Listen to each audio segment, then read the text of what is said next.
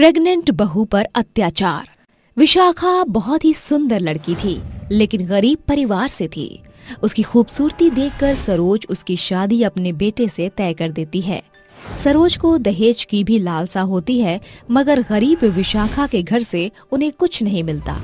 सरोज का पति नरेंद्र कुछ खास काम नहीं करता था। दोनों की शादी को 1 साल बीत जाते हैं। पहले तो कबीर विशाखा के साथ खूब अच्छे से रहता है, लेकिन धीरे धीरे वो अपने असली रूप में आता है। सरोज हमेशा अपनी बहू से चिढ़ी रहती थी, उस पर आए दिन अत्याचार करती रहती थी। ऐसे ही सुबह का वक्त था, तभी चिल्ला चिल्ला कर सरोज उसे बुलाती है और कहती है, अरे ओ कल मुही नास पीटी कहेगी, कहाँ मर गई सुबह सुबह? चाय आज पिलाएगी या 2 साल लगेंगे तुझे? हाँ। आई माँ जी, बस हो गया। विशाखा इतना बोलकर अपनी सास को चाय लाकर देती है। तभी सरोज चाय पीकर बोलती है, अभी इसे बताती हूँ, बहुत इंतजार करवाया ना मुझे। बहू, ये कैसी खराब चाय बनाई है तूने? हैं? इतनी मीठी। तेरी माँ क्या दहेज में तुझे चीनी का बोरा देकर गई थी, जो तूने इसमें झोंक दिया है? और तेरी माँ हमें और पैसे कब देगी? बोल। माँ जी, मैंने आपके लायक बस 1 चम्मच चीनी डाली है, इतनी मीठी नहीं है माँ जी। और पैसे? माँ जी, माँ आपको कब तक पैसे देगी? माँ तो खुद ही किराए पर रह रही है। मैं आपके आगे हाथ जोड़ती हूँ, उन सब से और पैसे मत मांगिए। अच्छा, मुझसे जबान लड़ाएगी? अभी बताती हूँ तुझे, रुक। ये बोलते ही सरोज उसका हाथ मोड़ देती है। तभी दर्द से कराहकर विशाखा कहती है, माँ जी, मुझे हाथ में बहुत दर्द हो रहा है। माँ जी, सच में मैंने कोई गलती नहीं की। आगे से मुझसे कभी जबान मत चलाइयो, वरना तेरा वो हाल करूंगी जो कभी किसी ने सोचा भी नहीं होगा। इतना बोलकर सरोज उसे झटक कर जमीन पर गिरा देती है, जिसके बाद रोते हुए वो अपने कमरे में चली जाती है। तभी उसका पति कबीर ड्रिंक करके आता है और बोलता है, जाने मन, चलो आओ, नाच के दिखाओ, आज हम डांस करेंगे। अजी, आप फिर पीकर आए हैं। आपसे कितनी बार बोला है मत पिया करिए, लेकिन आप सुनते ही नहीं। इससे आपकी तबीयत खराब हो जाएगी।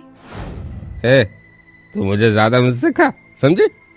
जितना बोला है उतना कर, चल नाच। कबीर ये कहकर जबरदस्ती से उसका हाथ पकड़कर घुमाता है। विशाखा रोने लगती है।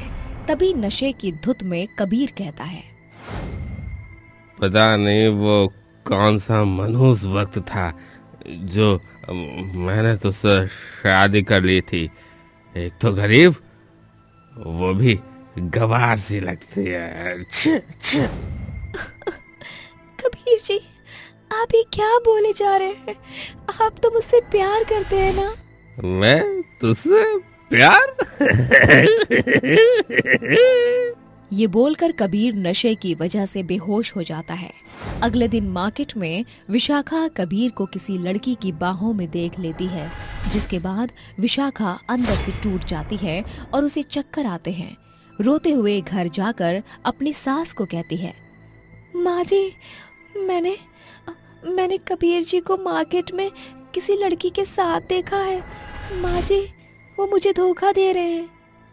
अच्छा, तो तू चाहती है कि तेरे लिए मैं अपने बेटे को सुनाऊं? अगर मेरा बेटा घूम रहा है तो घूमने दे। इसका मतलब माँ जी, आप जानती हैं, आपको इस बात से कोई फर्क नहीं पड़ता। छी, आप अपने बेटे का साथ दे रही हैं।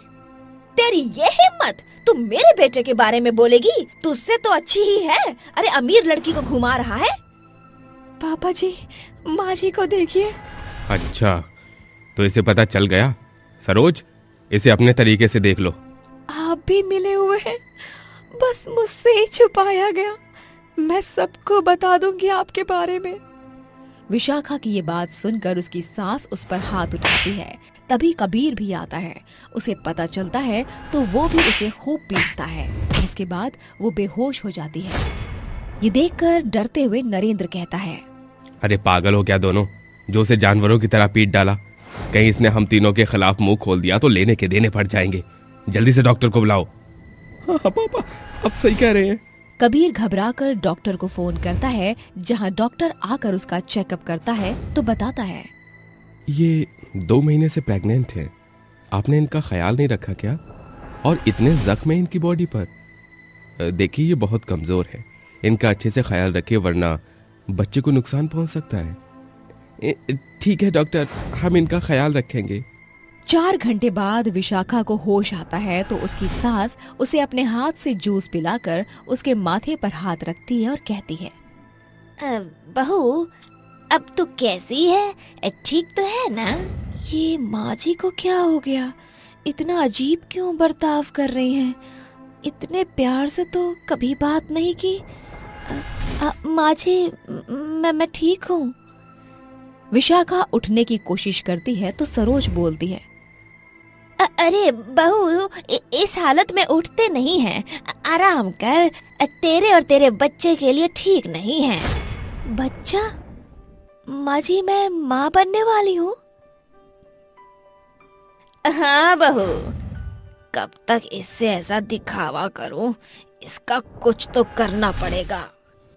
ये सुनकर विशाखा बहुत खुश होती है। 1 महीने तक सरोज उसका थोड़ा बहुत ख्याल रख लेती है, लेकिन फिर खुद से कहती है, खामखा इसकी इतनी सेवा कर रही हूँ। अगर इसके कोख में पोते की जगह पोती हुई तो मुझे इसका चेकअप कराना होगा। सरोज ये कहकर उसे धोखे से हॉस्पिटल ले जाकर उसका चेकअप करवाती है। घर आने के बाद उसे जमीन पर धक्का देती है। धक्का खाते ही विशाखा बोलती है, माँ जी, आपने मुझे धक्का क्यों दिया? अरे कुलक्षणी डायन कहेगी, तू मुझे पोते का सुख नहीं दे सकती है। अब ये जानने के बाद मैं तेरे इस लड़की को जन्म लेने दूंगी। ये तूने सोचा भी कैसे है?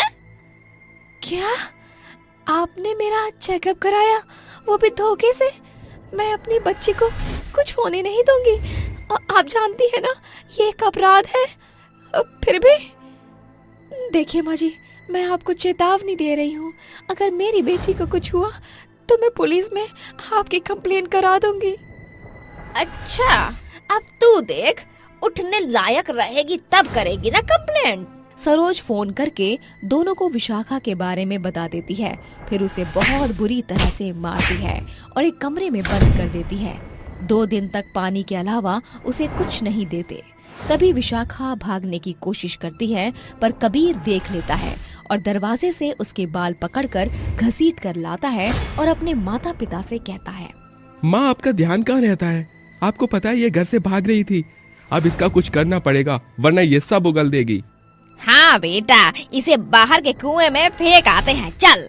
सरोज उसे नींद की गोली देने के बाद हाथ पैर बांधकर उसे सूखे कुएं में रस्सी की मदद से डाल ही रही थी कि एक औरत देख लेती है, जो चिल्ला चिल्ला कर गाँव वालों को इकट्ठा कर लेती है और बोलती है, अरे जल्दी से कोई इसे बचाओ, इन लोगों को पुलिस में पकड़वाओ भाई, बचाओ इसे, ये मर जाएगी। सभी मिलकर उसे बचाते हैं। उसके मुंह पर पानी की कुछ बूंद डालते हैं और वो होश में आती है। पुलिस आकर उन तीनों को पकड़ लेती है और वो औरत कहती है, पकड़ लीजिए इंस्पेक्टर साहब इन्हें। इन्होंने मासूम गर्भवती औरत पर देखिए कितने अत्याचार किए हैं और इसे कुएं में फेंकने जा रहे थे। शर्म नहीं आती ऐसा जुर्म करते हुए अपनी बहू के साथ? चलो अब तीनों साथ में चक्की पीसना। पुलिस उन्हें ले जा ही रही होती है कि तभी विशाखा उन्हें रोक कर कहती है, इंस्पेक्टर साहब, इन्हें छोड़ दीजिए। मुझे इनके खिलाफ कोई कंप्लेन नहीं करानी है। इन्होंने जो मेरे साथ किया उसके लिए मैं कभी माफ नहीं करूंगी और ना ही अब इनके साथ मैं रहना चाहती हूँ। पुलिस विशाखा की बात सुनकर उन्हें छोड़कर चली जाती है, जिसके बाद तीनों को पछतावा होता है और उससे माफी मांगते हैं। विशाखा माफ कर देती है और हमेशा के लिए अपने माँ के पास चली जाती है। कुछ समय बाद विशाखा अपनी प्यारी सी बेटी को जन्म देती है और उसी के साथ खुशी खुशी रहने लगती है।